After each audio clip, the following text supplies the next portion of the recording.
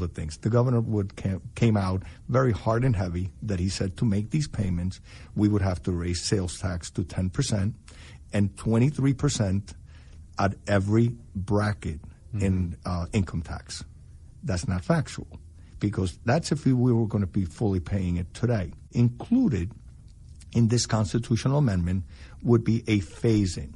And a phase-in is what I had talked about a year ago, and nobody really has talked too much about it, but I actually went with actuaries and seeing, well, listen, it was a 7-year phase-in. I was thinking, I said, maybe we could do another 10 years and phase it in, so that way it gives us time for the economy to bounce back. So I went with actuaries and looked at it, and they said to me, well, a 5-year phase-in, that would work, because if you spread it out too long, then it becomes a problem. So 5 years.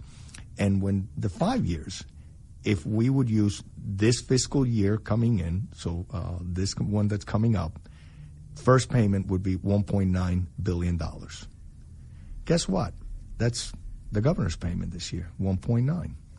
So the next year it goes up to $2 billion and change, and then it goes up a little bit, so over another 4 years. So in the constitutional amendment, taking this payment, it would be a 4-year phase out, so it would be 4/8 would be the first payment, and that would be part of that 5-year phase-in, and it would give us an opportunity for us to be able to make these payments. If you just would factor in just the natural growth of the economy, you would be able to do it. Now, that's what's not being talked about. So there isn't an urgency that that's going to happen, that we're going to have to raise taxes and all that, because we are doing better. We had an $800 million surplus, all these things that we need to take into account.